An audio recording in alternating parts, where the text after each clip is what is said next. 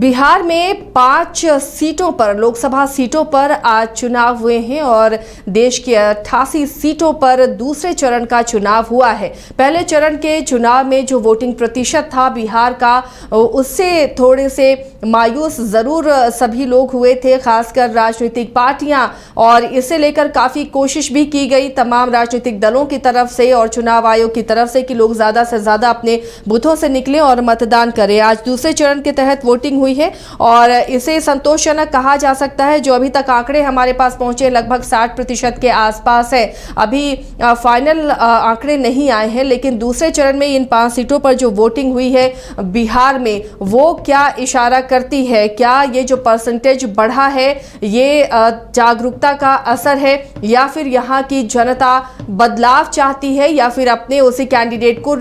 चाहती है जो वहां पर है, और किस तरह का वहां पर चुनाव रहा, किस तरह की वोटिंग रही, ये समझने की हम कोशिश करेंगे। इस वक्त हमारे साथ बिहार स्टूडियो से जुड़े हुए हैं संपादक एसके राजीव, शायद निर्वाचन आयोग कार्यालय से इस वक्त है। एसके राजीव, आप किस तरह की वोटिंग इसे दूसरे चरण में आप मान रहे हैं पहले चरण को देखते हुए? नहीं, देखिए इस वक्त हम चुनाव आयोग में हैं, जहां से कि पल पल की अपडेट जो है वो हम हमारे सहयोगी और हम लोग आप तक पहुंचा रहे थे। और देखिए अभी जो फाइनल जो आंकड़ा आया है चुनाव आयोग का, उसके मुताबिक 59% यानी कि 59% जो है वो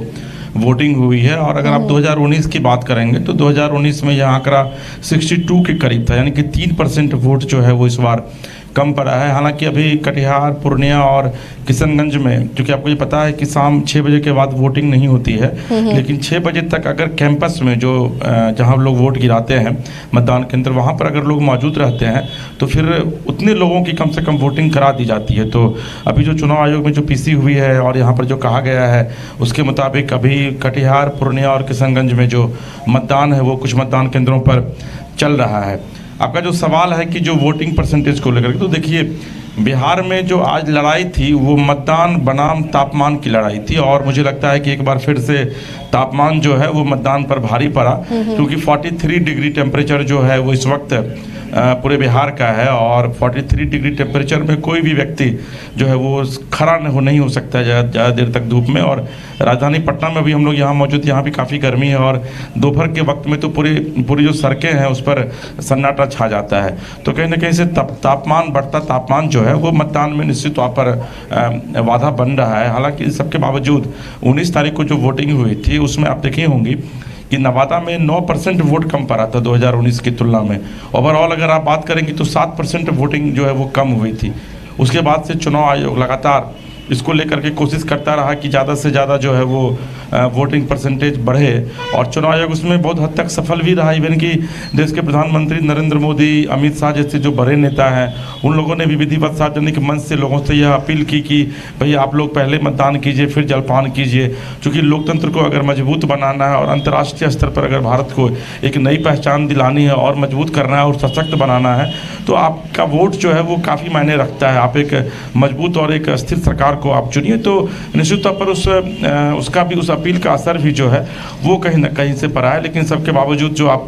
वोटिंग ट्रेंड की बात करेंगे, वोटिंग परसेंटेज की बात करेंगी, तो 2019 की तुलना में 3% वोट जो है वो इस बार कम देखने को मिला है। जी आसिया, ये जो 5 सीट हैं राजीव, पिछली बार की तुलना करें तो यहाँ पर किस तरह के चुनाव होते रहे, और इस बार जिस तरह का चुनाव प्रचार हुआ है और जिस तरह की वोटिंग हुई है, उसका कितना असर नतीजों पर पड़ेगा? असल में इस 5 सीट में से पूर्णिया की सीट जो है वो सबसे हॉट सीट मानी जा रही थी, और पूर्णिया में ट्रायंगुलर फाइट की बात कही जा रही थी कि आरजेडी और इंडिपेंडेंट निर्दलीय पप्पू यादव और फिर जेडीयू से जो है वो एनडीए से संतोष कुशवाहा, वहाँ से जो निवर्तमान सांसद है, उनके बीच लड़ाई चल रही थी। लेकिन आज जो वहाँ से जो वोटिंग ट्रेंड सामने आया है और जो जानकारी मिली है, हमारे जो सहयोगी हैं उन्होंने जो बताया, उसके मुताबिक अब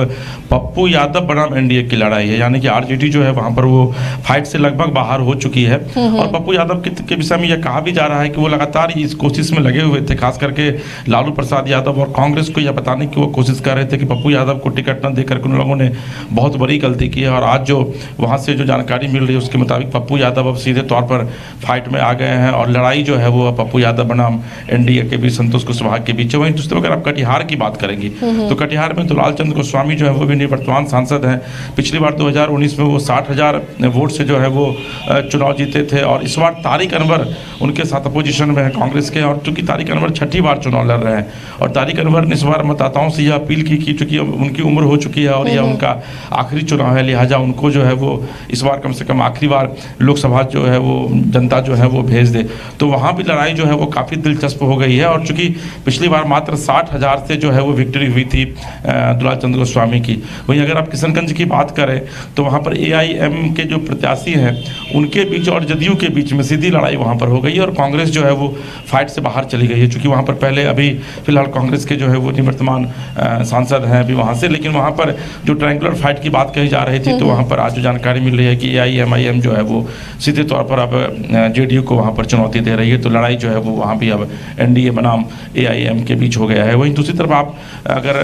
बांका की बात करेंगे तो बांका में गिरधारी यादव जो JDU के सिटिंग सांसद हैं उनके बीच और जयप्रकाश यादव जो वहाँ से कई टर्म 3 टर्म वहाँ से सांसद रहे हैं, लालू प्रसाद यादव के काफ़ी करीबी माने जाते हैं, उनके बीच जो है वो दिलचस्प लड़ाई है, कांटे की टक्कर है। और फिर भागलपुर की अगर आप बात करेंगे तो वहाँ पर अजीत शर्मा जो इस बार जो भी विधायक भी हैं कांग्रेस से वहाँ से, उनकी लड़ाई जो है वो सीधे तौर पर JDU के से जो है वो अजय मंडल से वहाँ पर हो रही है। तो कमोबेश अगर आप बात करेंगे तो 3 सीट पर जो है वो NDA बनाम महागठबंधन की लड़ाई है। वहीं 2 सीट पर जो है वो एक पर पप्पू यादव जो कि इंडिपेंडेंट है उनके बीच और NDA के बीच लड़ाई है और वहीं दूसरी तरफ किशनगंज में जो है वो AIM और JDU के बीच लड़ाई है। जी आसिया। किशनगंज ये जो इलाका सीमांचल का इलाका है वहाँ पर लगातार AIM अपना पैर पसार रहा है और वहाँ से कैंडिडेट भी पिछली बार वहाँ से जीते थे। तो इस बार किस तरह वहाँ चुनावी लहर नजर आ रही है राजीव? नहीं देखिए, किशनगंज, अररिया, पूर्णिया, कटिहार ये जो सीमावर्ती जो इलाका है ये आपको पता है कि नेपाल बांग्लादेश का ये बॉर्डर है और किशनगंज जो है वो पश्चिम बंगाल के भी बॉर्डर को छूता है वहाँ पर। तो उस इलाके में जो माइनॉरिटीज हैं, जो अल्पसंख्यक हैं, उनकी आबादी 70% के करीब है और यही वजह है कि 2020 में जब विधानसभा का चुनाव हुआ था तो उसमें AIM ने 5 सीटें विधानसभा की उस इलाके से जीती थी, जिसमें कि अररिया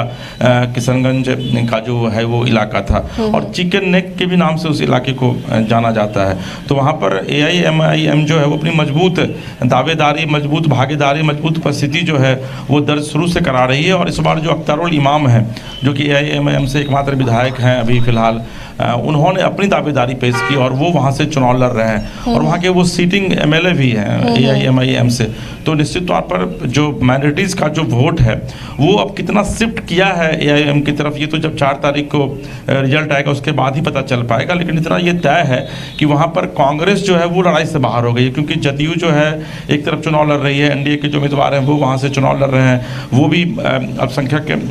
कम्युनिटी से ही आते हैं, माइनॉरिटी से ही आते हैं। वहीं दूसरी तरफ जो AIM है उसके विषय में कहा जाता था कि वो तीसरे नंबर पे थे, लेकिन आज जो वोटिंग जो ट्रेंड सामने आया उसके मुताबिक यह कहा जा रहा है कि अब सीधे तौर पर फाइट में जो है AIM है और हो सकता है कि वहाँ से JDU या फिर AIM के जो अख्तरुल इमाम है वो वहाँ से चुनाव जीते। हालांकि क्या कुछ होगा ये तो 4 तारीख को पता चलेगा, लेकिन इतना तय है आसिया कि आज का जो चुनाव था, चूँकि 19 तारीख को जो फर्स्ट फेज का चुनाव हुआ था उसमें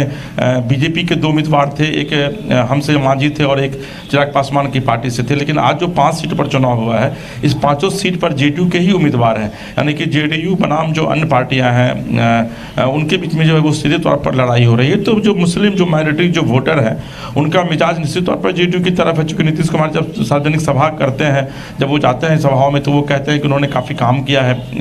माइनॉरिटीज़ के लिए और उनको वोट करें। तो अब कितना माइनॉरिटीज वोट शिफ्ट हो पाता है JDU की तरफ ये देखना बड़ा दिलचस्प होगा। लेकिन इतना तय है कि आज के चुनाव में आप यह कह सकते हैं कि NDA का पलड़ा हो सकता है कि आपको जब 4 तारीख को चुनाव परिणाम सामने आए तो उसमें भारी दिखे। जी आसिया। चलिए, शुक्रिया इस तमाम जानकारी के लिए आपका। तो इस वक्त जो ओवरऑल परसेंटेज की बात करें तो लगभग 59% के आसपास बिहार की इन 5 सीटों पर वोटिंग परसेंट नज़र आ रहा है। और सबसे जो खास बात रही इन 5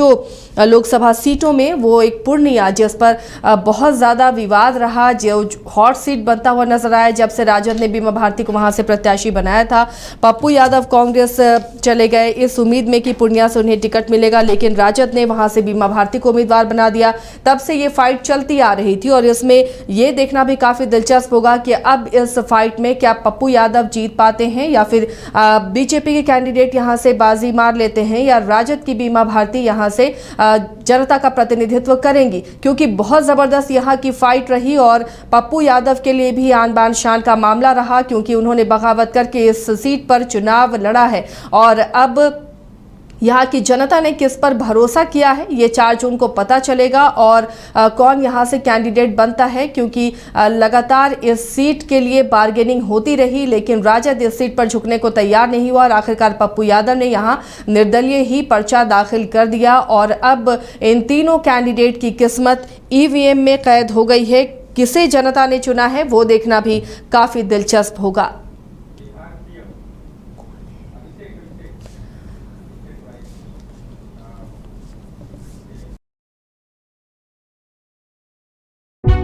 हजारों छात्रों के सपनों को सफलता की उड़ान देता गोल इंस्टीट्यूट 26 वर्षों में 17,000 से अधिक डॉक्टर बना चुका, रिजल्ट फैक्ट्री के रूप में विख्यात, झारखंड के छात्रों एवं अभिभावकों के बीच सर्वाधिक विश्वसनीय एवं लोकप्रिय संस्थान गोल, नेशंस लीडिंग इंस्टीट्यूट। हमारा विश्वास गोल के साथ। 5 राज्य, 61 शहर, 150 प्रोजेक्ट और एक वास्तु विहार। नई सोच, नया घर। बनाए रखिए अपना प्यार, सेवा में है वास्तु विहार।